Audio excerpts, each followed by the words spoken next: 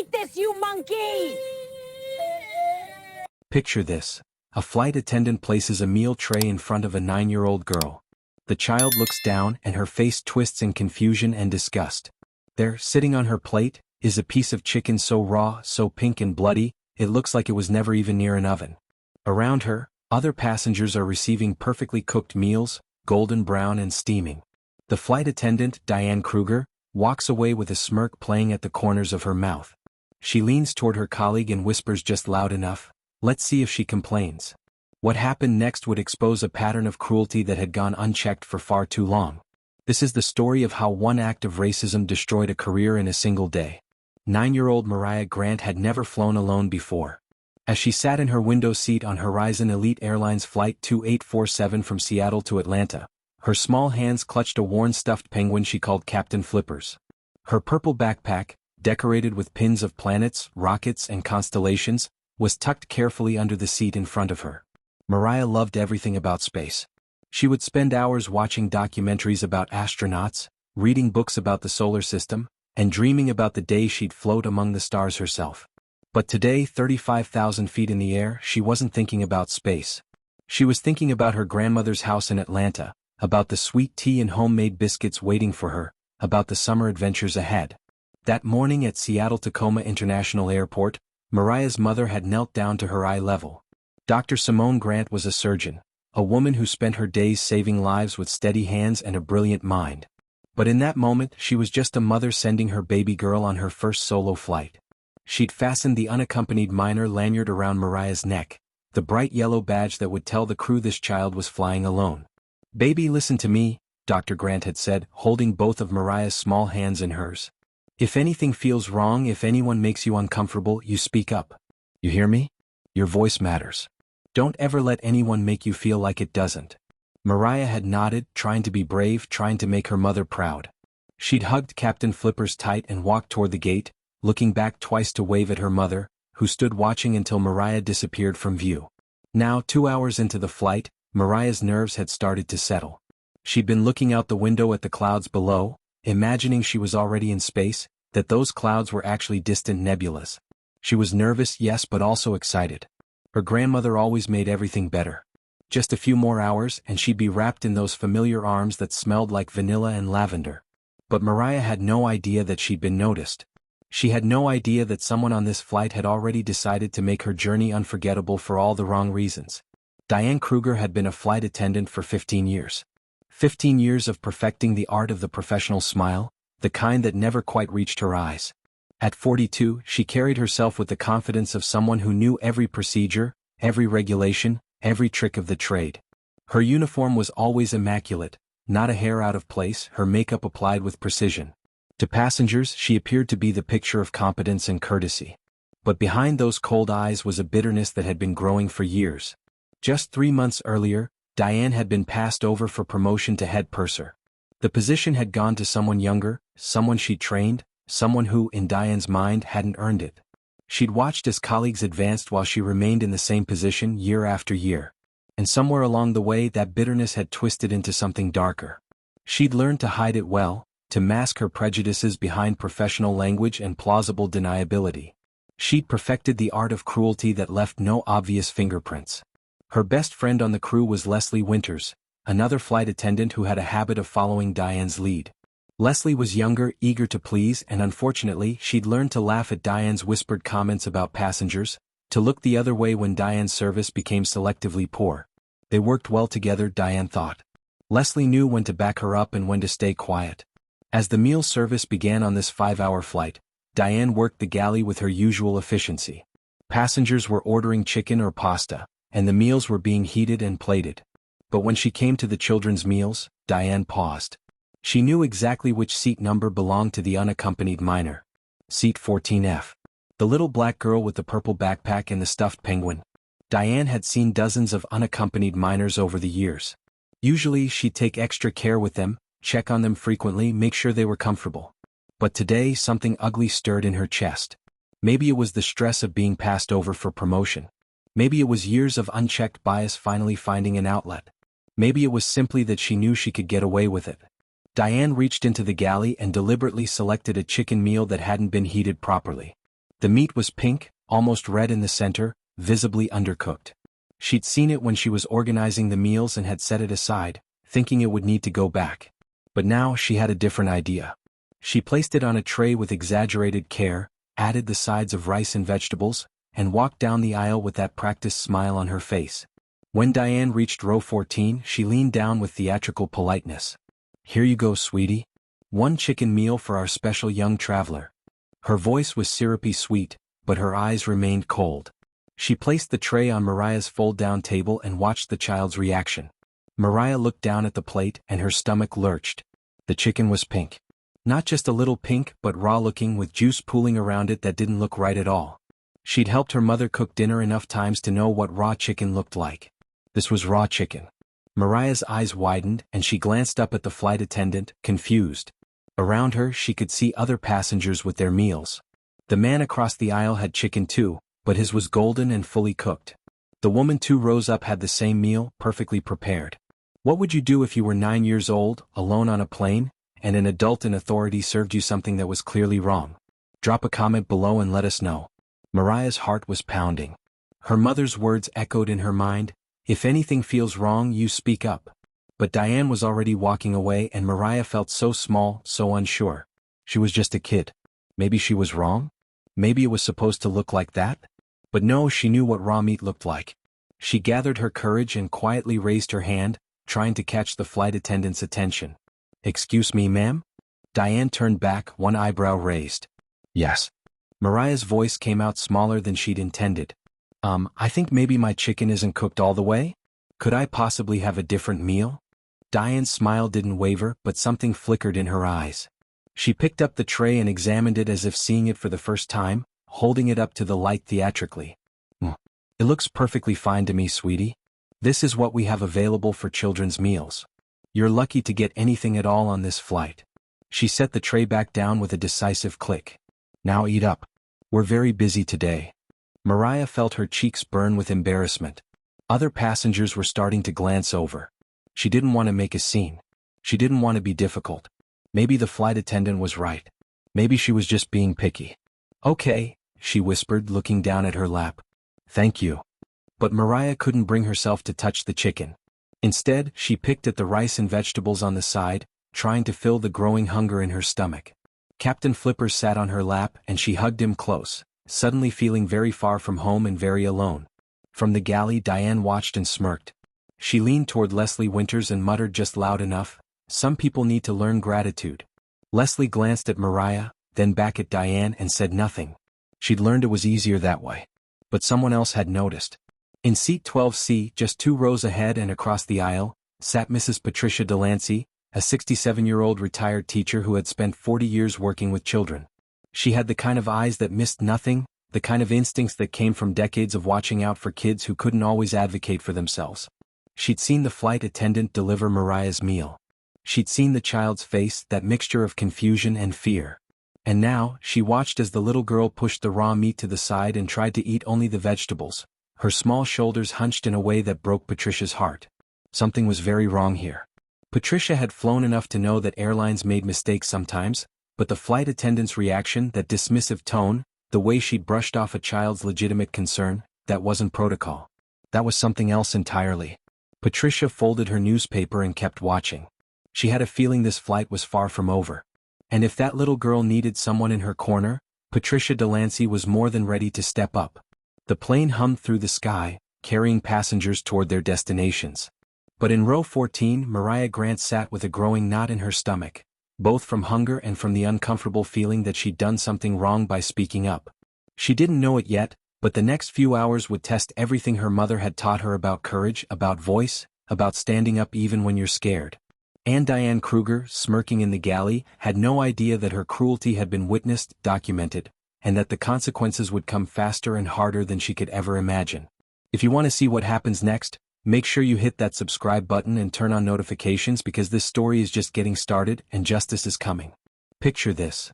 A flight attendant places a meal tray in front of a 9-year-old girl. The child looks down and her face twists in confusion and disgust. There, sitting on her plate, is a piece of chicken so raw, so pink and bloody, it looks like it was never even near an oven. Around her, Other passengers are receiving perfectly cooked meals, golden brown and steaming. The flight attendant, Diane Kruger, walks away with a smirk playing at the corners of her mouth. She leans toward her colleague and whispers just loud enough, "Let's see if she complains." What happened next would expose a pattern of cruelty that had gone unchecked for far too long. This is the story of how one act of racism destroyed a career in a single day. 9-year-old Mariah Grant had never flown alone before. As she sat in her window seat on Horizon Elite Airlines Flight 2847 from Seattle to Atlanta, her small hands clutched a worn stuffed penguin she called Captain Flippers. Her purple backpack, decorated with pins of planets, rockets, and constellations, was tucked carefully under the seat in front of her. Mariah loved everything about space. She would spend hours watching documentaries about astronauts, reading books about the solar system, and dreaming about the day she'd float among the stars herself. But today, 35,000 feet in the air, she wasn't thinking about space. She was thinking about her grandmother's house in Atlanta, about the sweet tea and homemade biscuits waiting for her, about the summer adventures ahead. That morning at Seattle-Tacoma International Airport, Mariah's mother had knelt down to her eye level. Dr. Simone Grant was a surgeon, a woman who spent her days saving lives with steady hands and a brilliant mind. But in that moment, she was just a mother sending her baby girl on her first solo flight. She'd fastened the unaccompanied minor lanyard around Mariah's neck, the bright yellow badge that would tell the crew this child was flying alone. "Baby, listen to me," Dr. Grant had said, holding both of Mariah's small hands in hers. "If anything feels wrong, if anyone makes you uncomfortable, you speak up. You hear me? Your voice matters. Don't ever let anyone make you feel like it doesn't." Mariah had nodded, trying to be brave, trying to make her mother proud. She'd hugged Captain Flippers tight and walked toward the gate, looking back twice to wave at her mother, who stood watching until Mariah disappeared from view. Now, 2 hours into the flight, Mariah's nerves had started to settle. She'd been looking out the window at the clouds below, imagining she was already in space, that those clouds were actually distant nebulas. She was nervous, yes, but also excited. Her grandmother always made everything better. Just a few more hours and she'd be wrapped in those familiar arms that smelled like vanilla and lavender. But Mariah had no idea that she'd been noticed. She had no idea that someone on this flight had already decided to make her journey unforgettable for all the wrong reasons. Diane Kruger had been a flight attendant for 15 years. 15 years of perfecting the art of the professional smile, the kind that never quite reached her eyes. At 42, she carried herself with the confidence of someone who knew every procedure, every regulation, every trick of the trade. Her uniform was always immaculate, not a hair out of place, her makeup applied with precision. To passengers, she appeared to be the picture of competence and courtesy. But behind those cold eyes was a bitterness that had been growing for years. Just 3 months earlier, Diane had been passed over for promotion to head purser. The position had gone to someone younger, someone she'd trained, someone who, in Diane's mind, hadn't earned it. She'd watched as colleagues advanced while she remained in the same position year after year. And somewhere along the way that bitterness had twisted into something darker. She'd learned to hide it well, to mask her prejudices behind professional language and plausible deniability. She'd perfected the art of cruelty that left no obvious fingerprints. Her best friend on the crew was Leslie Winters, another flight attendant who had a habit of following Diane's lead. Leslie was younger, eager to please, and unfortunately, she'd learned to laugh at Diane's whispered comments about passengers, to look the other way when Diane's service became selectively poor. They worked well together, Diane thought. Leslie knew when to back her up and when to stay quiet. As the meal service began on this 5-hour flight, Diane worked the galley with her usual efficiency. Passengers were ordering chicken or pasta, and the meals were being heated and plated. But when she came to the children's meals, Diane paused. She knew exactly which seat number belonged to the unaccompanied minor. Seat 14F. The little black girl with the purple backpack and the stuffed penguin. Diane had seen dozens of unaccompanied minors over the years. Usually she'd take extra care with them, check on them frequently, make sure they were comfortable. But today something ugly stirred in her chest. Maybe it was the stress of being passed over for promotion. Maybe it was years of unchecked bias finally finding an outlet. Maybe it was simply that she knew she could get away with it.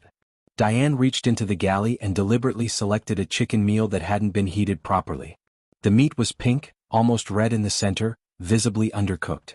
She'd seen it when she was organizing the meals and had set it aside, thinking it would need to go back. But now she had a different idea. She placed it on a tray with exaggerated care, added the sides of rice and vegetables, and walked down the aisle with that practiced smile on her face. When Diane reached row 14, she leaned down with theatrical politeness. "Here you go, sweetie. One chicken meal for our special young traveler." Her voice was syrupy sweet, but her eyes remained cold. She placed the tray on Mariah's fold-down table and watched the child's reaction. Mariah looked down at the plate and her stomach lurched. The chicken was pink. Not just a little pink but raw-looking with juice pooling around it that didn't look right at all. She'd helped her mother cook dinner enough times to know what raw chicken looked like. This was raw chicken. Mariah's eyes widened and she glanced up at the flight attendant, confused. Around her she could see other passengers with their meals. The man across the aisle had chicken too, but his was golden and fully cooked. The woman 2 rows up had the same meal, perfectly prepared. What would you do if you were 9 years old, alone on a plane, and an adult in authority served you something that was clearly wrong? Drop a comment below and let us know. Mariah's heart was pounding. Her mother's words echoed in her mind, "If anything feels wrong, you speak up." But Diane was already walking away and Mariah felt so small, so unsure. She was just a kid. Maybe she was wrong? Maybe it was supposed to look like that? But no, she knew what raw meat looked like. She gathered her courage and quietly raised her hand, trying to catch the flight attendant's attention. "Excuse me, ma'am?" Diane turned back, one eyebrow raised. "Yes." Mariah's voice came out smaller than she'd intended. I think maybe my chicken isn't cooked all the way? Could I possibly have a different meal?" Diane's smile didn't waver, but something flickered in her eyes. She picked up the tray and examined it as if seeing it for the first time, holding it up to the light theatrically. "It looks perfectly fine to me, sweetie. This is what we have available for children's meals. You're lucky to get anything at all on this flight." She set the tray back down with a decisive click. "Now eat up. We're very busy today." Mariah felt her cheeks burn with embarrassment. Other passengers were starting to glance over. She didn't want to make a scene. She didn't want to be difficult. Maybe the flight attendant was right. Maybe she was just being picky. "Okay," she whispered, looking down at her lap. "Thank you." But Mariah couldn't bring herself to touch the chicken. Instead, she picked at the rice and vegetables on the side, trying to fill the growing hunger in her stomach. Captain Flipper sat on her lap and she hugged him close, suddenly feeling very far from home and very alone. From the galley, Diane watched and smirked. She leaned toward Leslie Winters and muttered just loud enough, "Some people need to learn gratitude." Leslie glanced at Mariah, then back at Diane and said nothing. She'd learned it was easier that way. But someone else had noticed. In seat 12C, just 2 rows ahead and across the aisle, sat Mrs. Patricia Delancey, a 67-year-old retired teacher who had spent 40 years working with children. She had the kind of eyes that missed nothing, the kind of instincts that came from decades of watching out for kids who couldn't always advocate for themselves. She'd seen the flight attendant deliver Mariah's meal. She'd seen the child's face, that mixture of confusion and fear. And now, she watched as the little girl pushed the raw meat to the side and tried to eat only the vegetables, her small shoulders hunched in a way that broke Patricia's heart. Something was very wrong here.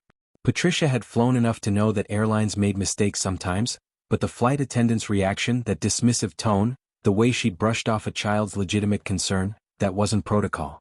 That was something else entirely. Patricia folded her newspaper and kept watching. She had a feeling this flight was far from over. And if that little girl needed someone in her corner, Patricia Delancey was more than ready to step up. The plane hummed through the sky, carrying passengers toward their destinations.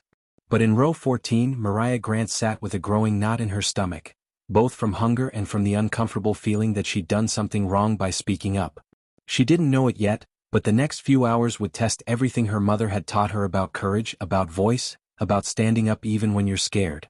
And Diane Kruger, smirking in the galley, had no idea that her cruelty had been witnessed, documented, and that the consequences would come faster and harder than she could ever imagine.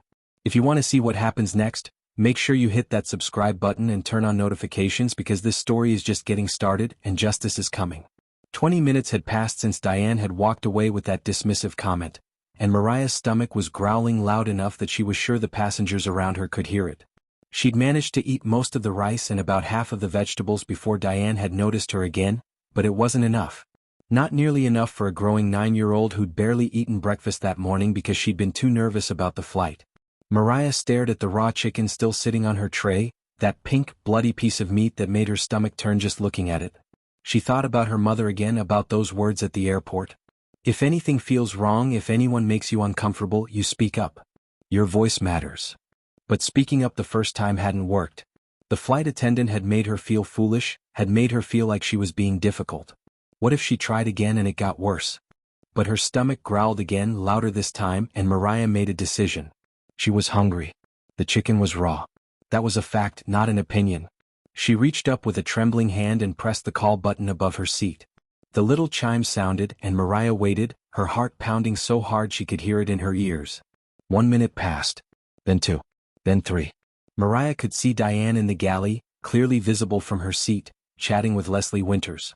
The flight attendant had definitely heard the call button. Mariah could tell from the way Diane's eyes had flickered toward her seat when the chime sounded. But Diane was making her wait.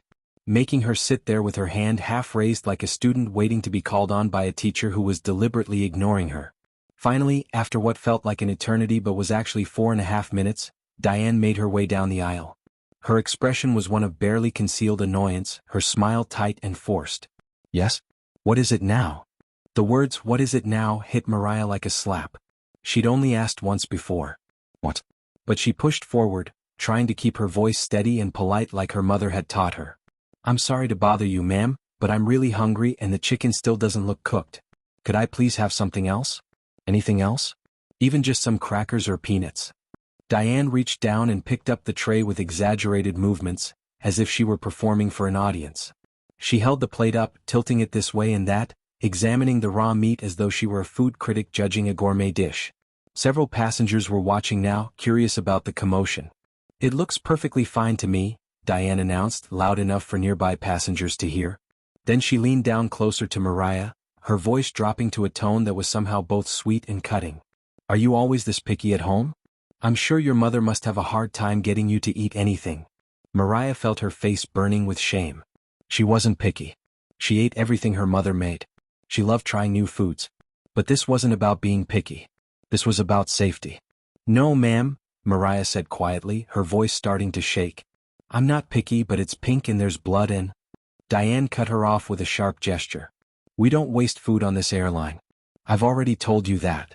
Her voice was growing louder, more authoritative, and Mariah could feel other passengers turning to look. "If you're not hungry, then I'll take this away, but you won't get anything else. We don't have unlimited meals, and I'm certainly not going to special order something just because you've decided to be difficult." Before Mariah could respond, before she could even process what was happening, Diane had snatched up the entire tray. Not just the chicken. Everything. The rice that Mariah had been eating. The vegetables that she'd managed to get down. The plastic silverware. Even the napkin. All of it disappeared in one swift motion, leaving Mariah's fold-down table completely empty. "There," Diane said with finality. "Problem solved."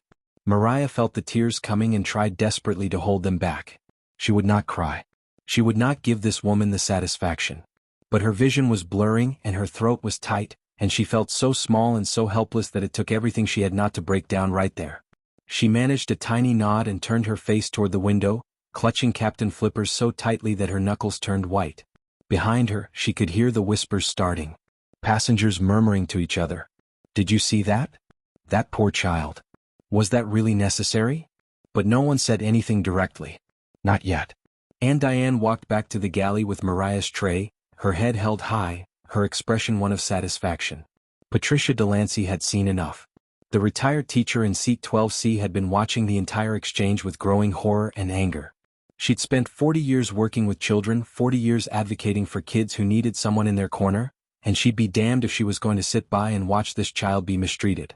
Patricia pressed her own call button, and this time, Diane responded immediately, probably assuming it was another adult passenger with a simple request.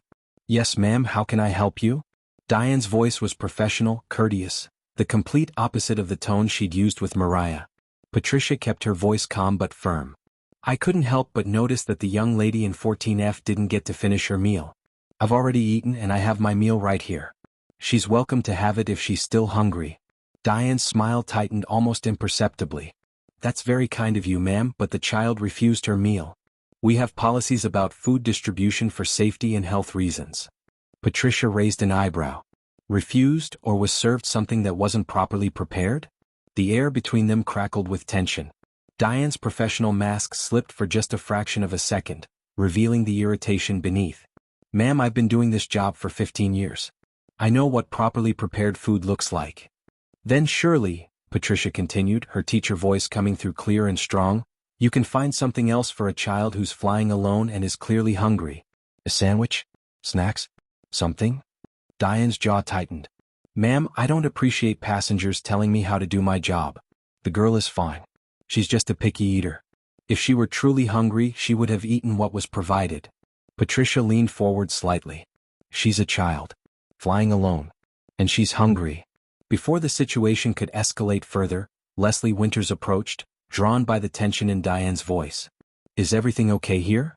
Leslie asked, glancing between Diane and Patricia. Diane turned to her colleague with a forced smile. Everything's fine. Just a passenger with some concerns. Then she pulled Leslie aside, just a few steps away but close enough that Patricia could still hear the whispered words. Keep an eye on 12C. Some people think they can run the airline from their seats. Document it if she causes any more issues. Leslie nodded, though something uncomfortable flickered across her face. She glanced at Mariah, then at Patricia, then back at Diane. Okay, she said quietly. Diane walked away and Patricia sat back in her seat, fury simmering beneath her calm exterior. But she wasn't done. Not by a long shot. She reached into her personal bag and pulled out a package of crackers and a granola bar that she'd brought from home. Standing up, she moved into the aisle and approached Mariah's seat. Mariah looked up, her eyes red-rimmed and watery, still fighting to hold back tears. Patricia smiled gently and held out the snacks. Hi, sweetheart. My name is Patricia. I thought you might like these. I brought too many snacks with me and they'll just go to waste if I don't share them. Mariah stared at the offered food, then up at the kind face of this stranger. Are you sure? She whispered. I don't want to get you in trouble. Patricia's heart broke a little. This child was worried about getting someone else in trouble after what she'd just been through. You won't get me in trouble, honey? I promise. Go ahead and take them. Mariah reached out with shaking hands and accepted the snacks. Thank you, she breathed so quietly it was almost inaudible. Thank you so much.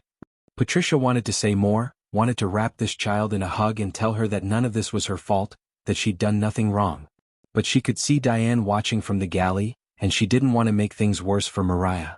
So she just patted the girl's shoulder gently and returned to her seat, her mind already working on what she could do once they landed. Mariah carefully opened the package of crackers, eating them slowly, savoring each one like it was the most delicious thing she'd ever tasted. The kindness of the stranger had broken through her defenses, and tears slid down her cheeks even as she ate. She wasn't crying from sadness now, but from relief, from gratitude, from the overwhelming emotion of being seen and helped when she'd felt so invisible and alone. 2 hours later, with about 90 minutes left in the flight, Mariah realized she needed to use the bathroom. The water she'd been sipping throughout the flight, combined with the juice she'd had at the airport, was making itself known in a way she couldn't ignore. But the thought of getting up, of potentially running into Diane again, filled her with dread. She waited, hoping the feeling would pass, but it only got worse. Finally, when she saw Diane occupied in the front galley, talking to a passenger in first class, Mariah unbuckled her seatbelt and quickly made her way to the nearest lavatory. Her hands were shaking as she locked the door behind her. The bathroom was small and unfamiliar, and Mariah was nervous. She took longer than she meant to, trying to make sure she didn't make a mess, washing her hands thoroughly the way her mother had always taught her. She was just drying her hands when she heard it, a sharp, loud banging on the door that made her jump and drop the paper towel. We need to move things along in there. Diane's voice came through the door, sharp and impatient. Other passengers need to use the facilities. Hurry up. Mariah's heart leaped into her throat. She fumbled with the lock, her hands suddenly clumsy with panic, and finally managed to get the door open. She rushed out, nearly stumbling, her face hot with embarrassment. I'm so sorry, she stammered. But Diane wasn't done. Standing in the aisle where everyone could see and hear, the flight attendant raised her voice. Next time, be more considerate. You're not the only person on this plane, young lady. Other people have needs too. Every passenger in the surrounding seats turned to look. Some with sympathy, some with curiosity, all of them witnessing Mariah's humiliation. The little girl who'd been scolded like she'd committed some terrible crime for the simple act of using the bathroom. Mariah didn't say anything. She couldn't. Words had completely left her. She rushed back to her seat, her vision blurred with tears, and collapsed into 14F. This time she couldn't hold it back anymore. The tears came in earnest, silent but steady, streaming down her face as she buried it against Captain Flipper's. Her shoulders shook with suppressed sobs. She tried to be quiet, tried not to make a scene, but she was 9 years old and alone and being treated like she was something dirty and unwanted, and it was too much. Have you ever been publicly humiliated for something that wasn't your fault? Drop a comment and share your story. In seat 10A, Trevor Hastings had been trying to focus on his work. The 35-year-old businessman had a presentation to prepare for a meeting in Atlanta, and he'd been typing away on his laptop for most of the flight, noise-canceling headphones firmly in place. But even through the music playing in his ears, he'd noticed the disturbance. He'd seen the flight attendant's interaction with the child earlier during the meal service. He'd heard the raised voice just now at the bathroom. And when he looked up and saw the little girl crying silently in her seat, something in him snapped. Trevor removed his headphones and pressed his call button. Diane appeared with that same professional smile, though it was wearing thinner now. "Yes, sir, how can I assist you?" Trevor gestured toward Mariah. "Can you tell me why that child is crying?" Diane's expression shifted to one of practiced sympathy. "Sir, the child is homesick. It's perfectly normal for unaccompanied minors. Some children have a harder time with separation than others. I've been checking on her regularly." Trevor's eyes narrowed. "I saw what happened with the meal earlier. I heard what just happened at the bathroom. That didn't look like checking on her. That looked like harassment." Diane's mask slipped, just for a moment, and Trevor saw the flash of anger in her eyes. But she recovered quickly, her voice taking on a cooler, more authoritative tone. "Sir, I understand you may have concerns, but I assure you everything has been handled appropriately. If you have a formal complaint, I can provide you with the necessary paperwork to fill out after we land. Is there a supervisor I can speak with?" Trevor asked, his voice calm but insistent. "I am the senior attendant on this flight," Diane replied, drawing herself up to her full height. "I've been with Horizon Elite Airlines for 15 years. If you have a complaint, you can fill out a form after we land, or you can call customer service. But I can assure you that I've followed all protocols and regulations." Trevor held her gaze for a long moment, then reached for his phone. Diane's eyes tracked the movement, and her voice sharpened. "Sir, I need to remind you that filming crew members without their consent is against FAA regulations and airline policy." Trevor didn't even look up as he opened his notes app and began typing. "I'm not filming. I'm taking notes. Documentation. That's not against any regulation, is it?" The words hung in the air between them. Diane's face had gone pale, then flushed red. She opened her mouth to respond, then seemed to think better of it. "I'll be in the galley if you need anything else," she said stiffly and walked away.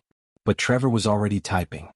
He noted the time, the seat number of the child, a detailed description of every interaction he'd witnessed. The raw-looking meat that had been served. The way the flight attendant had taken away the entire tray. The bathroom incident. The child's tears. He noted the flight attendant's name from her badge, Diane Kruger. He noted the date, the flight number, everything he could think of that might be relevant. Around the cabin, other passengers were beginning to murmur. The tension was palpable now. Several people had their phones out, some texting, some taking their own notes. Patricia Delancey in 12C caught Trevor's eye and nodded slowly, a look of grim determination on her face. Whatever was happening here, it wasn't going unnoticed anymore. In the galley, Diane stood with her back to the passengers, her hands gripping the counter so tightly her knuckles were white. Leslie approached cautiously. "Diane? Are you okay? What's going on?" Diane forced her breathing to steady. She'd dealt with difficult passengers before. She'd dealt with complaints before. This was nothing. This would blow over like everything else always did. "It's fine," she said through clenched teeth. "Just some passengers who think they know how to do my job better than I do. By tomorrow they'll have forgotten all about it." But even as she said the words, Diane felt a small, cold thread of worry working its way through her chest. The businessman had been documenting. Multiple passengers had been watching. This felt different somehow.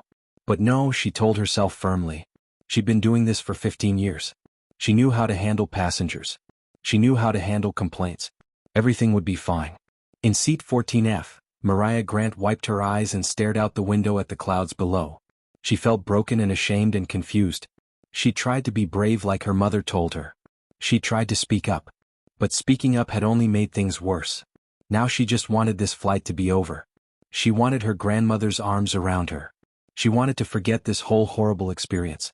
She had no idea that her nightmare on this flight was being documented by multiple witnesses. She had no idea that the kind woman in 12C and the businessman in 10A were preparing to make sure someone heard about what had happened to her. She had no idea that Diane Kruger's 15-year career was about to come crashing down around her. All Mariah knew was that she'd never felt so small, so powerless, so unwanted in her entire life. And in just over an hour, this plane would land in Atlanta, and then she could finally escape. But the story was far from over. In fact, it was just beginning. Because sometimes, when you're at your lowest point, when you feel most alone and helpless, justice is already on its way. You just can't see it yet. If this story is keeping you on the edge of your seat, make sure you're subscribed to this channel because what happens when this plane lands will shock you. The tables are about to turn in a way that nobody, especially Diane Kruger, saw coming. The pilot's voice crackled over the intercom, announcing their descent into Atlanta. Mariah had spent the last hour and a half staring out the window, watching the clouds thin and the ground grow closer. Captain Flippers held tight against her chest. She hadn't moved much, hadn't asked for anything, hadn't even gotten up to use the bathroom again despite needing to. The thought of encountering Diane Kruger one more time was more than she could bear. As the plane touched down with a slight bump and a screech of tires on runway, Mariah felt a wave of relief wash over her.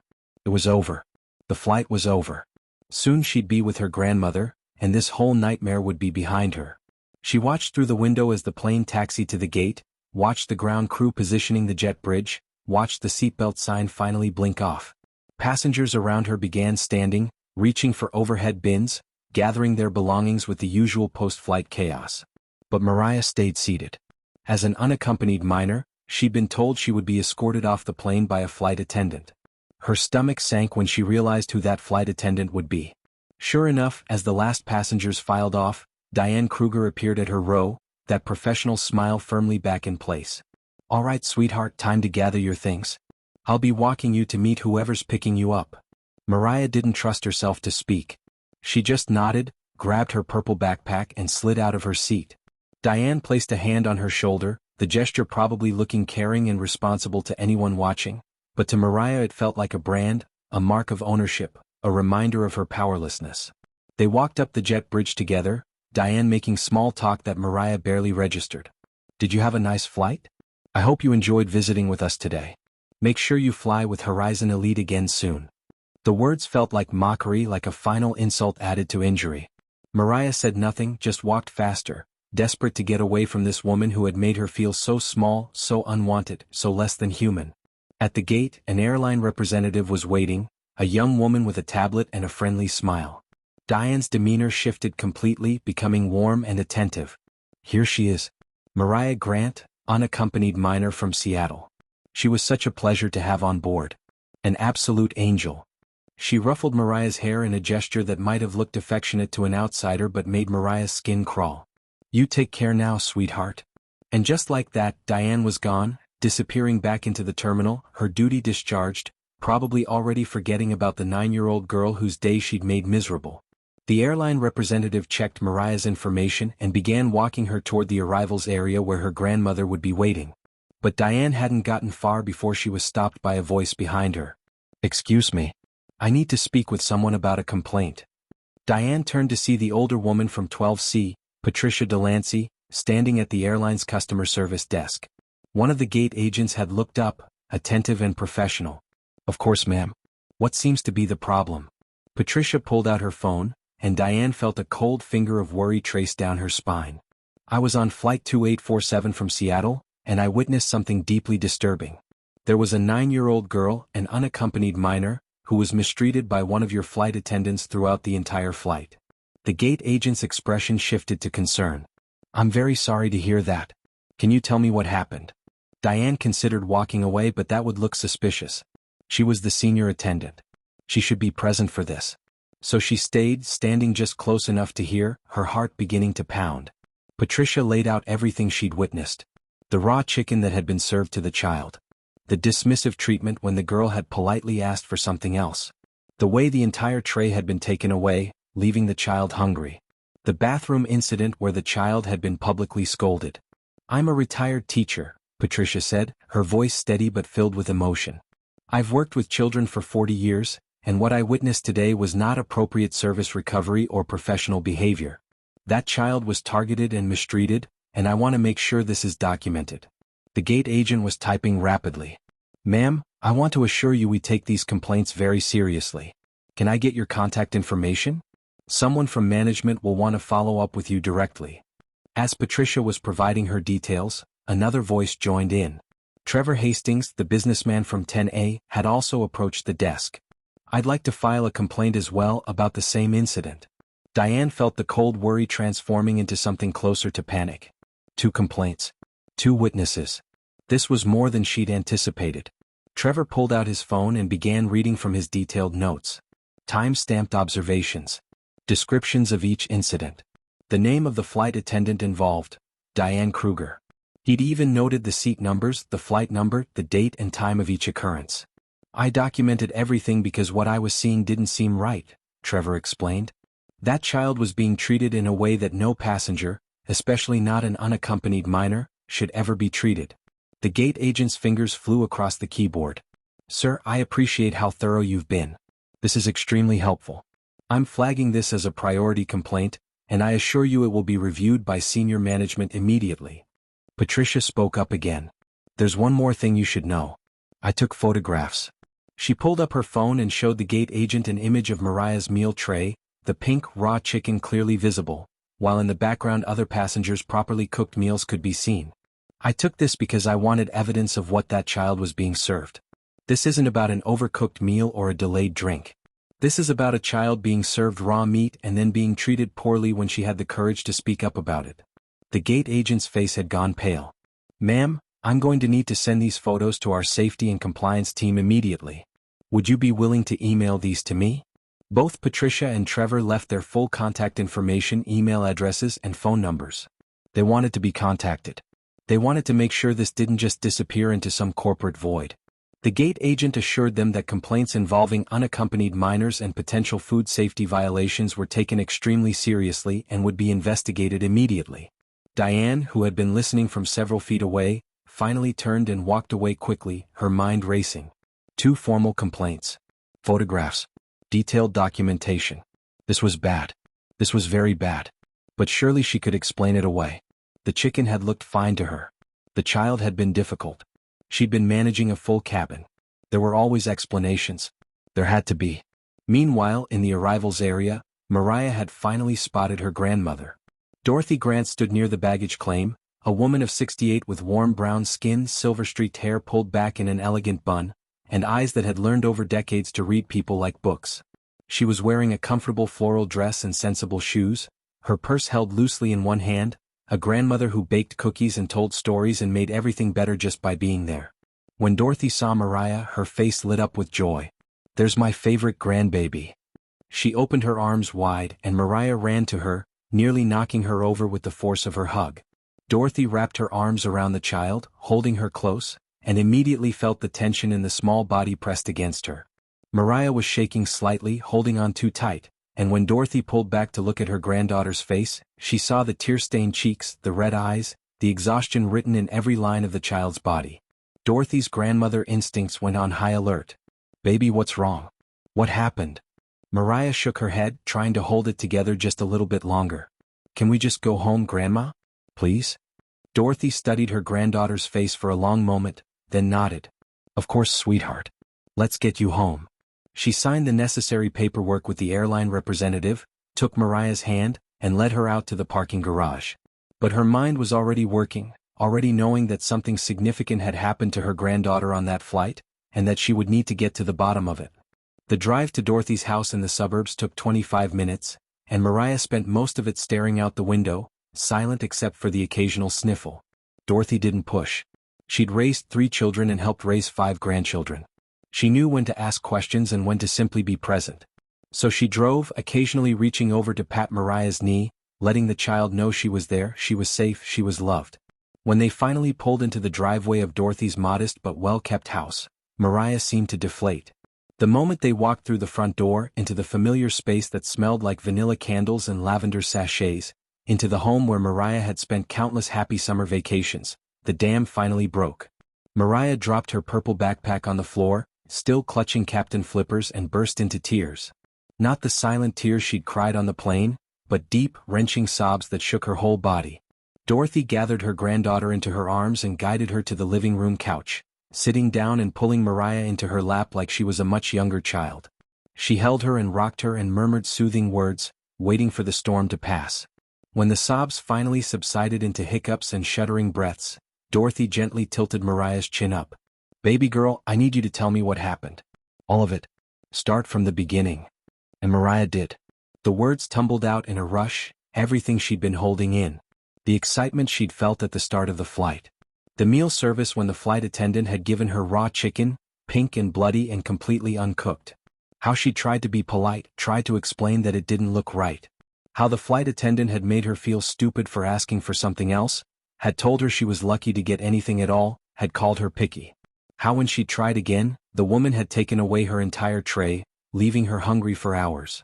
The bathroom incident, when she'd been publicly scolded for taking a few extra minutes. The way other passengers had stared at her.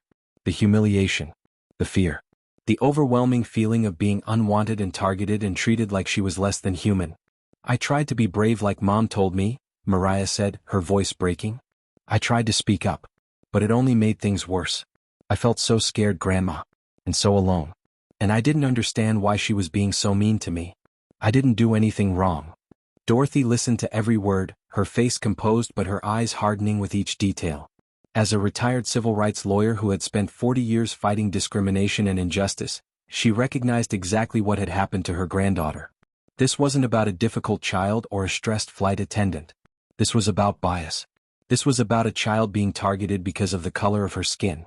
And the methodical way the flight attendant had operated, careful not to create an obvious pattern, leaving just enough ambiguity to deny intent, it spoke of someone who had done this before.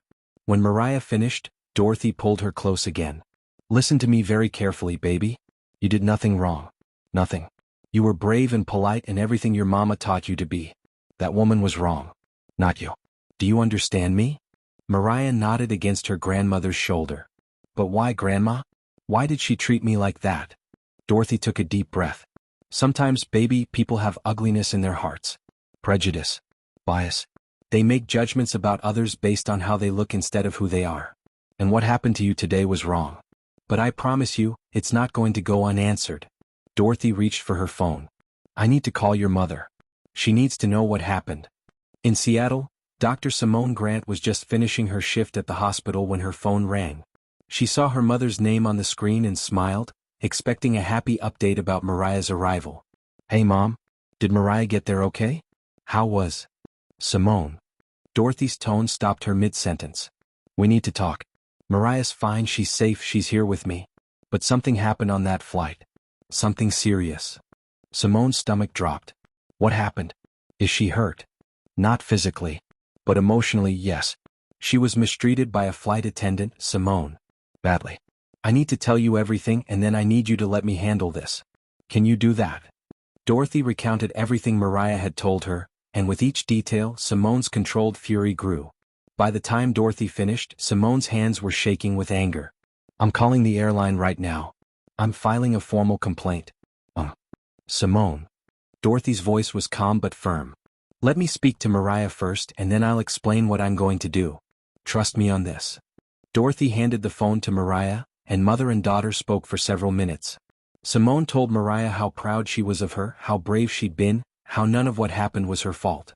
She promised that the flight attendant would be held accountable. She promised that speaking up was always the right thing to do, even when the immediate results aren't what you hoped for. By the time they hung up, Mariah's tears had dried, replaced by a sense of being believed, being validated, being loved and supported. Dorothy took the phone back. "Simone, before you call the airline, there's something I need to tell you. Something I haven't told the family because I didn't want there to be any perception of impropriety or special treatment." "What are you talking about, Mom?" Dorothy took a breath. 2 years ago, I was asked to join the board of directors for Summit Aviation Group. That's the parent company that owns Horizon Elite Airlines, among others. I took the position specifically to advocate for better diversity and inclusion policies across their airlines. I've kept this quiet from family because I never wanted anyone to think that our personal travel was getting special treatment or that I was using my position inappropriately. There was silence on the other end of the line. Then Simone's voice, quiet and controlled. "Mom, are you telling me you're on the board of the company that employs the woman who did this to Mariah?" Yes. And I'm telling you that this isn't about my granddaughter getting special treatment. This is about a child who was targeted, and a system that failed to protect her. This is about policies that I helped create that apparently aren't being followed or enforced. And I'm going to make sure this is investigated properly and thoroughly. What are you going to do? What I should have been doing all along. Making sure that the diversity and inclusion initiatives we implemented aren't just words on paper but actually translate to how passengers are treated. Let me handle this, Simone. I know exactly what to do. After they hung up, Dorothy sat for a moment, collecting her thoughts. Then she pulled up the airline's website and found the contact information that had been provided to passengers who wanted to file complaints. She called the customer service line and, using the reference numbers from the gate agent in Atlanta, was able to get the contact information for Patricia Delancey and Trevor Hastings, the two passengers who had filed complaints about the same incident. Within an hour, Dorothy had arranged a conference call with both witnesses. Patricia answered first, her voice warm but curious. "Hello. Mrs. Delancey, my name is Dorothy Grant. You filed a complaint today about the treatment of a 9-year-old girl on Flight 2847 from Seattle to Atlanta. That child is my granddaughter." Patricia's voice filled with emotion. "Oh my goodness. How is she? Is she okay? I've been thinking about her all evening. What happened to that sweet child was absolutely unacceptable. She's shaken but she's safe now. Mrs. Delancey, I'm calling because I need to understand exactly what you witnessed. Would you be willing to tell me everything you saw?" Trevor Hastings joined the call moments later, and for the next 30 minutes, Dorothy listened as both witnesses provided detailed accounts of everything they'd observed. Patricia described the raw chicken, the dismissive treatment, the way Diane had made Mariah feel foolish for speaking up. Trevor shared his time-stamped notes, every incident documented with precision. Then Patricia dropped the bombshell. "Mrs. Grant, I need you to know something else. Before the flight attendant took away Mariah's tray, I took photographs. I wanted evidence.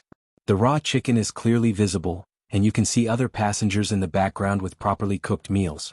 I have those photos if you need them." Dorothy closed her eyes, feeling a surge of gratitude for this stranger who had looked out for her granddaughter. "Mrs. Delancey, would you be willing to send those to me? And would both of you be willing to provide formal statements if this goes to an official investigation?" Both agreed immediately. Trevor added, "Mrs. Grant, I want you to know that what I witnessed today wasn't just poor customer service. It was targeted. It was deliberate. That flight attendant knew exactly what she was doing, and she'd clearly done it before. Someone needs to stop her before she does it to another child." After the call ended, Dorothy sat in her home office, the photos Patricia had sent now open on her computer screen. There was undeniable evidence. Raw, pink chicken on a child's plate while other passengers' meals were clearly fully cooked. She saved the photos, saved Trevor's notes, and began compiling everything into a formal report. Then Dorothy picked up her phone and made another call. The number went directly to an executive line at Summit Aviation Group headquarters. A man answered on the second ring. "This is Bernard Ashford." "Bernard, this is Dorothy Grant. I need an emergency meeting with you, HR and legal. Tonight." There was a pause. Bernard Ashford was the CEO of Summit Aviation Group, a man who had worked with Dorothy on multiple board initiatives over the past 2 years. He knew her well enough to recognize when she was calling as a concerned board member versus when something was seriously wrong. "Dorothy, what's happened?" "My 9-year-old granddaughter was targeted and mistreated by one of our flight attendants on a Horizon Elite flight today. I have witness statements, photographs, and detailed documentation. This isn't about my granddaughter getting special treatment, Bernard. This is about a child who was failed by our systems and a pattern of behavior that has apparently gone unchecked for far too long. We have diversity and inclusion policies in place. We have protocols for unaccompanied minors. None of them were followed. I need to know why." Bernard's voice shifted, becoming sharp and focused. "I'll have everyone in the conference room within 2 hours. Send me everything you have." Dorothy hung up and looked at the closed door of her living room, where Mariah was watching television, finally starting to relax. She thought about all the board meetings she'd attended, all the policies she'd helped craft, all the training programs she'd advocated for. And she thought about how none of it had protected her granddaughter when it mattered most. Would you stay silent if this happened to someone you loved, or would you fight back? Let us know in the comments. But Dorothy Grant hadn't spent 40 years fighting for civil rights only to stay quiet when her own granddaughter became a victim. This wasn't about rage or revenge. This was about accountability. This was about making sure that the systems that were supposed to protect children actually worked. This was about ensuring that no other child, regardless of their skin color, would have to endure what Mariah had endured. Dorothy picked up her phone one more time and sent a text to Bernard. "This isn't about my granddaughter getting special treatment. This is about a child who was targeted, and a system that failed to protect her. I expect a full investigation and I expect consequences." Then she walked back into the living room, sat down next to Mariah on the couch and pulled her granddaughter close. "I love you, baby girl. And I promise you what happened to you today is going to mean something. It's going to create change. You speaking up even when you were scared, that mattered. And tomorrow the people who should have protected you are going to answer for why they didn't." Mariah looked up at her grandmother with those big, tired eyes. "Are you going to get her in trouble?" Dorothy chose her words carefully. "I'm going to make sure she's held accountable for her actions. There's a difference between getting someone in trouble and making sure they face consequences when they've done something wrong. Do you understand?" Mariah nodded slowly. "I think so." "Good. Now let's get you some dinner. Real dinner. Properly cooked." Dorothy smiled gently. "And then we're going to make some of those chocolate chip cookies you love and we're going to have a nice, peaceful evening. Because you're safe now and you're loved and what happened on that plane doesn't define you." But even as Dorothy spoke those comforting words, her mind was already on the emergency meeting that would be taking place in just a few hours. She'd compiled the evidence. She'd gathered the witness statements. She'd documented everything with the precision of a lawyer who had spent decades building cases. And now, it was time for Diane Kruger to face the consequences of her actions. Because this wasn't just about one flight attendant's behavior. This was about a system that had allowed that behavior to continue, possibly for years. This was about making sure that the policies Dorothy and others had fought so hard to implement actually meant something in practice, not just on paper. Diane Kruger had no idea what was coming. But by tomorrow morning her 15-year career would be over, and the airline industry would have a very clear message. Discrimination in any form toward any passenger, especially toward children, would not be tolerated. If you want to see how this all plays out and witness the moment justice is finally served, make sure you subscribe and hit that notification bell, because the next part of this story will leave you speechless. That same evening, as Mariah was finally starting to relax in her grandmother's living room, eating properly cooked dinner and beginning to feel safe again, a very different scene was unfolding at Horizon Elite Airlines headquarters in downtown Atlanta. The executive conference room on the 15th floor was lit up despite the late hour, and a group of people were gathering with expressions that ranged from concern to outright alarmed. Bernard Ashford, the 55-year-old CEO of Summit Aviation Group, had called this emergency meeting within 2 hours of Dorothy's phone call. He was a tall man with graying hair and sharp eyes, someone who had built his career on attention to detail and quick decision-making. He'd worked with Dorothy Grant for 2 years now, respected her judgment and her integrity, and when she said something needed immediate attention, he listened. The fact that this involved her own granddaughter made it personal, yes, but Bernard knew Dorothy well enough to know she wouldn't be calling for special treatment. She was calling because something had gone seriously wrong in their systems. Gathered around the conference table were the Director of Human Resources, Margaret Chin, a woman in her 40s known for her no-nonsense approach to personnel issues. Next to her sat the head of legal, James Morrison, already taking notes on his laptop. 2 investigators from the internal compliance team were present, along with the Vice President of Flight Operations. And of course, Dorothy Grant herself, sitting at the table with a laptop open in front of her, a thick folder of documents beside her, and an expression of controlled fury that made everyone in the room sit up a little straighter. Bernard opened the meeting. "Thank you all for coming on such short notice. Dorothy has brought to our attention a serious incident involving an unaccompanied minor on one of our Horizon Elite flights today. Dorothy, please walk us through what happened." Dorothy opened her laptop and began presenting. She laid out the timeline methodically like the lawyer she was. The meal service where a 9-year-old child was deliberately served raw chicken. The dismissive treatment when the child politely asked for something else. The confiscation of the entire meal, leaving the child hungry for hours. The bathroom incident where the child was publicly humiliated. She presented witness statements from Patricia Delancey and Trevor Hastings, both credible passengers with no connection to the family, both of whom had been disturbed enough by what they witnessed to file formal complaints. Then Dorothy pulled up the photographs Patricia had taken. The image filled the screen on the wall and the room went silent. There it was, undeniable. Raw, pink chicken on a child's meal tray, while in the background, other passengers' properly cooked meals were visible. The contrast was stark and damning. Margaret Chin leaned forward. "Do we have the flight attendant's personnel file?" And can we pull the security footage from that flight? Within 30 minutes they had both. The personnel file for Diane Kruger made for uncomfortable reading. 15 years with the airline, generally solid performance reviews, but scattered throughout were informal complaints that had never been escalated. A passenger in 2019 who said Diane had been dismissive and rude. Another in 2021 who felt they'd been treated differently than other passengers. A third in 2023 who specifically mentioned feeling discriminated against based on race. All of them had been noted, acknowledged, but ultimately dismissed or downplayed. Personality conflict, one supervisor had written. Passenger expectations, another had noted. The complaints had never formed a clear enough pattern to trigger formal investigation, or so it had seemed at the time. But now, looking at them all together, a picture emerged. Diane Kruger had been operating in a gray area for years, her discrimination subtle enough, her behavior just plausible enough, that she'd avoided serious consequences. Until today. The security footage was even more damning. The cameras in the aircraft galley had captured everything. There was Diane sorting through the heated meals during service prep. There was the moment she deliberately selected a meal that was clearly undercooked, the pink chicken visible even on the slightly grainy footage. There was her face as she carried it down the aisle, a smirk playing at her lips.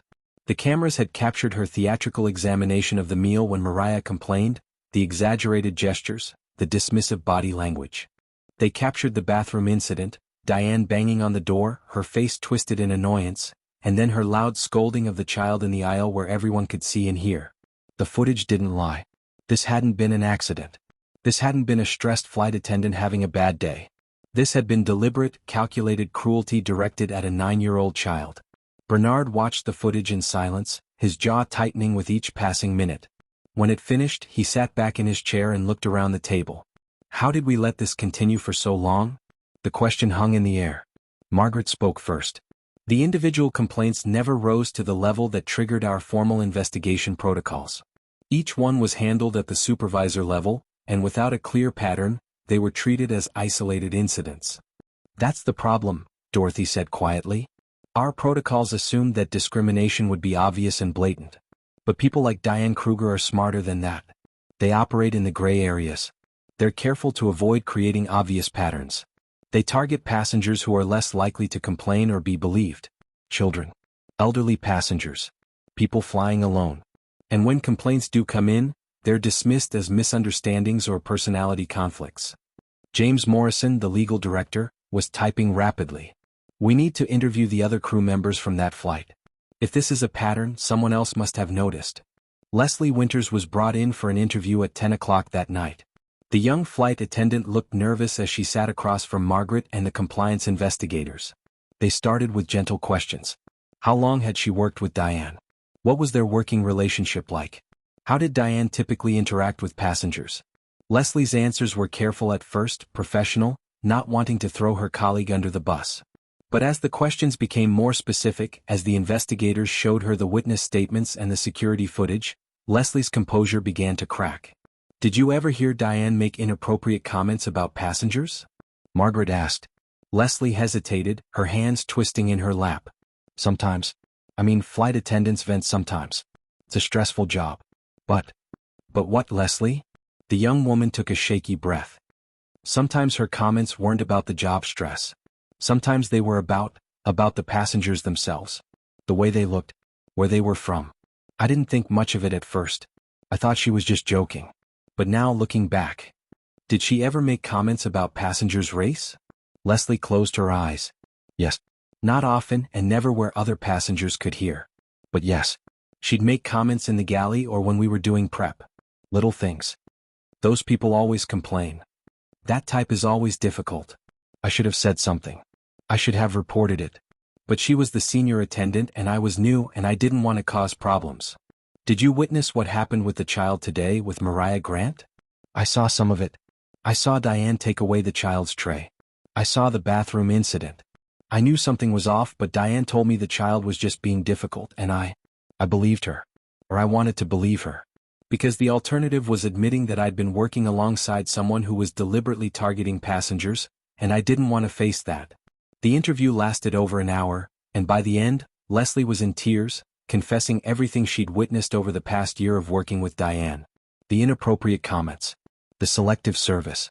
The way Diane always seemed to have problems with certain passengers while being perfectly pleasant to others. It all painted a picture of someone who had been operating with impunity for far too long, protected by her seniority and by a system that hadn't been designed to catch subtle, calculated discrimination. By midnight, the investigation was complete. Bernard sat at the head of the conference table, looking at the assembled evidence. Witness statements, photographs, security footage, personnel file, crew member testimony. It was overwhelming and damning. "We have more than enough to terminate for cause," James said. "Multiple policy violations, discrimination, mistreatment of an unaccompanied minor, food safety negligence. The list goes on." Bernard nodded slowly. "Schedule a meeting with Diane Kruger for first thing tomorrow morning. I want HR, legal, and security present. Dorothy, I'd like you there as well if you're willing." Dorothy met his eyes. "I'll be there. And I want to be clear," Bernard continued, looking around the table. "This isn't just about one flight attendant. This is about systemic failures that allowed this behavior to continue. We're implementing immediate changes to our complaint investigation protocols, our diversity training, and our supervision of unaccompanied minor procedures. This should never have happened, and we're going to make damn sure it doesn't happen again." The next morning, Diane Kruger walked into Horizon Elite headquarters at 7:55 a.m. She'd received a call late the previous night asking her to come in for a meeting, and she'd spent most of the night anxious but also trying to convince herself it was routine. Maybe a warning about the complaints. Maybe some additional training. She'd been through performance reviews before. She could handle this. She wore her uniform, pressed and perfect as always, her hair neat, her makeup carefully applied. Professional. Composed. She checked in at the front desk and was escorted to a conference room on the executive floor, which gave her a moment of pause. Executive floor was unusual for a routine meeting. But she pushed the worry down and walked through the door with her head held high. Then she saw who was waiting for her, and her confidence faltered. Bernard Ashford, the CEO, sat at the head of the table. Margaret Chin from HR was there. A man she didn't recognize but who had the look of legal counsel. A security officer stood by the door. And there, sitting calmly with her hands folded on the table, was an older black woman Diane didn't know. Diane's mouth went dry. This was not a routine meeting. "Miss Kruger, please sit down," Bernard said, his voice cold and formal. Diane sat, her heart pounding. "What is this about?" "This is about your conduct on Flight 2847 yesterday from Seattle to Atlanta," Margaret said. "Specifically, your treatment of an unaccompanied minor passenger, Mariah Grant." Diane felt her stomach drop, but she forced herself to maintain composure. "If this is about the complaints, I can explain. The child was difficult. She refused her meal and I was trying to manage a full cabin. Sometimes passengers, especially children, don't understand."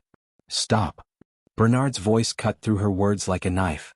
He pressed a button on the laptop in front of him, and the screen on the wall lit up with security footage. "We're going to watch this together and then you're going to have one chance to explain yourself." The footage played. Diane watched herself deliberately selecting the undercooked meal. Watched herself smirking as she walked down the aisle. Watched herself theatrically examining the raw chicken and dismissing the child's concerns. Watched herself snatching away the entire tray. Watched the bathroom incident, her aggression, her public scolding of a 9-year-old girl who'd done nothing wrong. When the footage ended, the silence in the room was deafening. Diane's face had gone pale, then flushed red. "That's not? The footage doesn't show the full context." The child was what?" Dorothy spoke for the first time, her voice quiet but filled with steel. "My granddaughter was what, exactly?"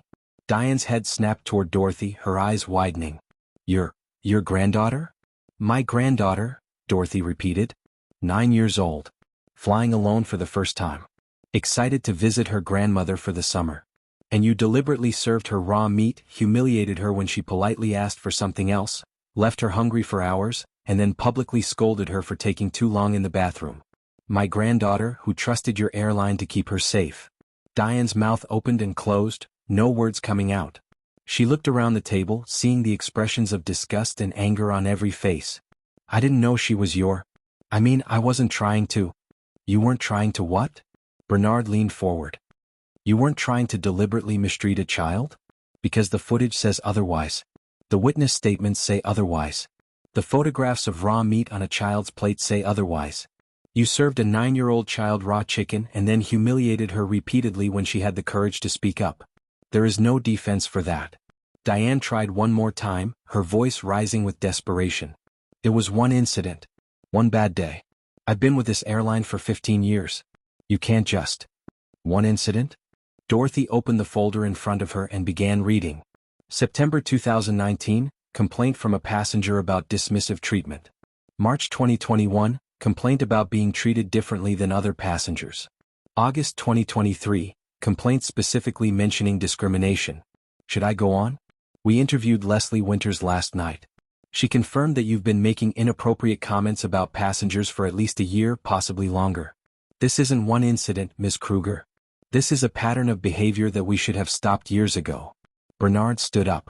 Diane Kruger, effective immediately, you are terminated from Horizon Elite Airlines for cause. Multiple policy violations including discrimination, mistreatment of a passenger, specific mistreatment of an unaccompanied minor, and food safety negligence. Security will escort you from the building. You will receive information about your final paycheck and benefits by mail. Do you understand? Diane shot to her feet, panic overriding everything else. You can't do this. I have rights. I have a union. You can't fire me over one complaint from one passenger. We can and we are, Margaret said firmly. The evidence is overwhelming. The union will receive a full report. Your termination is for cause, which means... This isn't fair. Diane's voice had risen to a shout. That child was lying. She was difficult and picky and... That child, Dorothy said, standing up to face Diane directly, was 9 years old and alone and scared, and you targeted her because you saw someone you thought couldn't fight back. Someone you thought no one would believe. But you were wrong. She was believed. She had witnesses. She had evidence. And she had people who loved her and who were willing to fight for her. You made a terrible mistake, Ms. Kruger, not just in your cruelty, but in your assumption that there would be no consequences. The security officer stepped forward. Ma'am, it's time to go. Diane looked around the room one last time, seeing no sympathy, no support, only the consequences of years of unchecked behavior finally catching up to her. Her shoulders slumped. The fight went out of her. Security escorted her from the building, her 15-year career ending not with retirement or recognition, but in disgrace and termination. After Diane was gone, the room sat in heavy silence for a moment. Then Bernard turned to Dorothy. What happens now? Now, Dorothy said, we make sure this never happens again. Leslie Winters needs to be suspended pending review and required to complete extensive retraining. She enabled this behavior by not speaking up. That has consequences too, though less severe than Diane's. And we need to implement better systems. Better training. Better reporting mechanisms. Better supervision of how unaccompanied minors are treated. The policies we created look good on paper, Bernard, but clearly they're not being implemented effectively in practice. Over the next week, changes swept through Horizon Elite Airlines. Enhanced sensitivity training became mandatory for all flight crew, not just new hires but existing staff. The complaint reporting system was overhauled to make it easier for passengers to report concerns and harder for those concerns to be dismissed without proper investigation. Child safety protocols were strengthened, with new oversight for unaccompanied minor procedures. And perhaps most importantly, a new position was created. A passenger advocate who would review all complaints and look for patterns that individual supervisors might miss.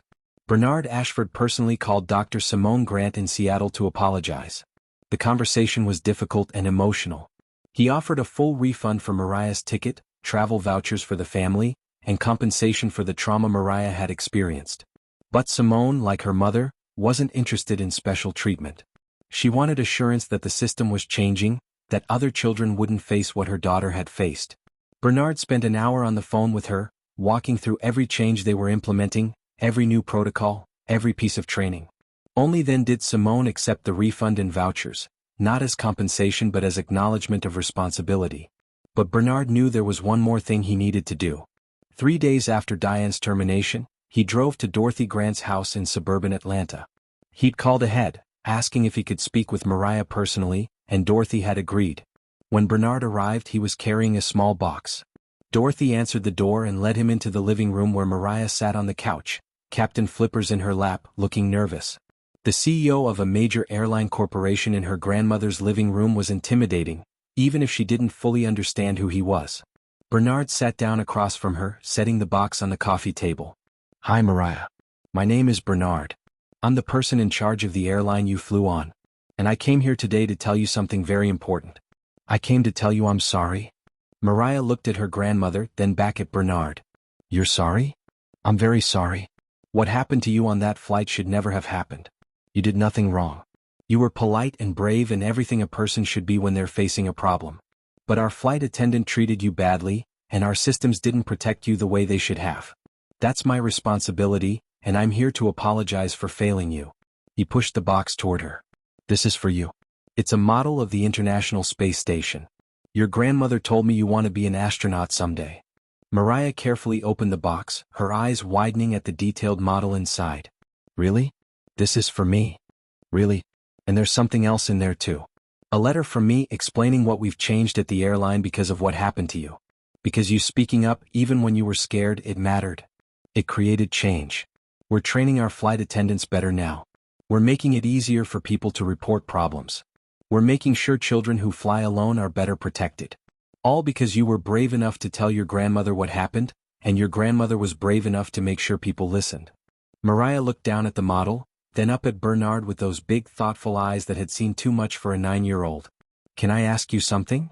Of course. Why did she treat me like that? The flight attendant? I kept trying to understand, but I couldn't figure out what I did wrong. Bernard took a breath, choosing his words carefully. You didn't do anything wrong, Mariah. Nothing at all. That flight attendant, she had prejudice in her heart. That means she judged people based on how they looked instead of who they were. She made assumptions about you that weren't true and weren't fair. And our company didn't stop her soon enough. That's on us. But I promise you we're changing. We're making sure this doesn't happen to any other child, ever again. Mariah nodded slowly, processing this. Then she looked at her grandmother, who smiled and nodded encouragement. Thank you, Mariah said quietly. Thank you for saying sorry. And thank you for the space station. After Bernard left, Mariah sat on the couch with Dorothy, holding the ISS model carefully in her hands. On the wall were the photos she'd been looking at all week, pictures of astronauts floating in space, of rockets launching, of the dreams she'd held onto even through the nightmare of that flight. Dorothy put her arm around her granddaughter. You know what astronauts have to be, baby girl? What? Brave. They have to be brave. Even when they're scared, even when things go wrong, even when they're far from home and facing things they've never faced before. They have to keep going. They have to speak up when there's a problem. They have to trust that their voice matters. Just like you did. Mariah leaned against her grandmother's shoulder. I was really scared, Grandma. On the plane. I felt so alone. I know you were, baby. And that's okay. Being brave doesn't mean not being scared. Being brave means doing what's right even when you are scared. You spoke up even though it was hard. You told the truth even though it hurt. You trusted that your voice mattered and you were right. Look at all the changes that happened because you were brave. Mariah looked up at her grandmother, then back at the astronaut photos on the wall. Do you think I can still be an astronaut? Even after what happened? Dorothy pulled her close. Baby girl, after what you went through and how you handled it, I'm more convinced than ever that you can do anything you set your mind to. Astronauts face challenges. They face problems. They face moments when they have to make difficult decisions. And you've already proven you can do all of that. You're going to make an amazing astronaut someday. Mariah smiled, the first real smile she'd had since before the flight. She hugged Captain Flippers and looked at her new model of the International Space Station. Maybe Captain Flippers can be my co-pilot. I think that's a perfect plan. What would you have done in this situation? Would you have fought for justice like Dorothy, or would you have let it go? Share your thoughts in the comments below. Real stories of discrimination still happen every day in planes, in stores, in schools, in workplaces. Children and adults face bias and prejudice that makes them feel small, unwanted, less than. But this story shows us something important. Speaking up matters. Having people in your corner matters. Holding systems accountable matters. Change is possible. Mariah Grant was 9 years old when she faced one of the hardest experiences of her young life. But she spoke up. She told the truth. And because of her courage and because of the people who believed her and fought for her, an entire airline changed its policies. Training was improved. Reporting systems were strengthened. And one person who had been causing harm for years was finally stopped. This isn't just a story about one flight attendant or one airline. This is a story about the importance of believing children when they tell us something is wrong. It's about the responsibility we all have to speak up when we see injustice, even when it's uncomfortable, even when it's not happening to us personally. It's about the power of evidence and documentation and witnesses who refuse to look away. Patricia Delancey could have stayed in her seat. She could have told herself it wasn't her business. But she didn't. She took photos. She filed a complaint. She became a witness. Trevor Hastings could have kept his headphones on and focused on his work. He could have told himself someone else would handle it. But he didn't. He documented everything. He spoke up. He made his voice heard. Dorothy Grant could have accepted a voucher and moved on. She could have kept quiet about her position on the board. But she didn't. She used her knowledge, her connections, and her power to create systemic change. And Mariah Grant, 9 years old and scared and alone, could have stayed silent. She could have told herself it didn't matter, that no one would believe her, that speaking up would just make things worse. But she didn't. She told her grandmother the truth. And that truth changed everything. If this story moved you, if it made you think about the importance of speaking up and standing up for what's right, please hit that like button and subscribe to this channel. Share this story with someone who needs to hear it. Leave a comment telling us about a time you witnessed injustice and what you did about it, or a time someone stood up for you when you needed it most. Because these stories matter. These voices matter. And when we stand together, when we refuse to accept discrimination and prejudice and cruelty as just the way things are, we create change. One voice at a time. One witness at a time. One brave child at a time. Mariah Grant still wants to be an astronaut. She still looks at the stars and dreams of floating among them. And now, when she looks at those stars, she knows something important about herself. She's already braver than she ever imagined. She's already made a difference in the world. And she's only just getting started. Thank you for watching. Don't forget to like, subscribe, and share this video. And remember, your voice matters. Use it.